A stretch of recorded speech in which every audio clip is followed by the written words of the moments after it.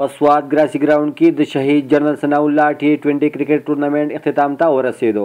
په ټورنمنټ کې د ملکن ډیویژن نه 8 ټیمونو حصہ اخیستې وه چې په اخر کې د سوات او د اپردي ټیمونه فائنل کې یو بل ته مخامخ شو. د سوات او د اپردي ترمنځ فائنل میچ کې د سوات ټیم په مقرره 15 اورونو کې 168 رنزونه جوړ کړل چې په جواب کې د اپردي ټیم په حد پوره کولو کې ناکام شو او فائنل د سوات لوبغاړو په خپل نامه کو.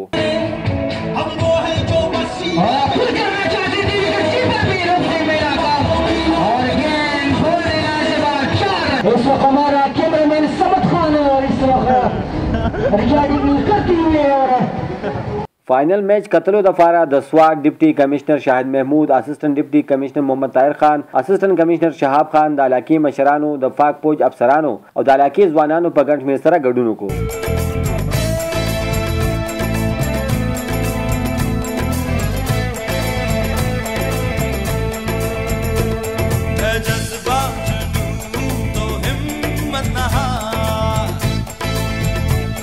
د فائنل میچ مشر میلمه د منګوري بریګیډیر اویس دستګیر ته ګراوند ته دراتلو په وخت کې وړو ګلالو ماشومانو د ګلونو ګلدستې ورکړې.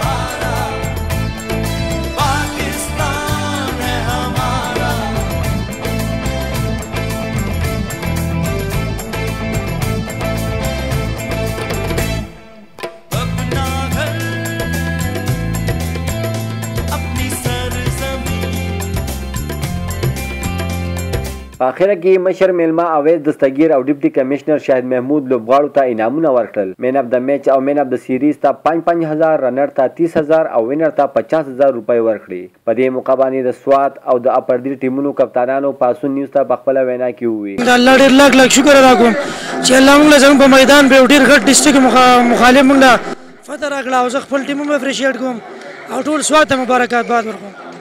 مونږ رنر رالو اپردي ټیم دی، مونږ ډېر خاص سوردیال مونږ گیم نه انجوای واغسته. مونږ رنر رالو چې مونږ ډېر ښه محسوس کوو او دا د کلي سره څوک رنر اپ راځي څوک وینر اپ راځي خو مونږ ځان سره سپورټسمن سره سپیرټ کوو.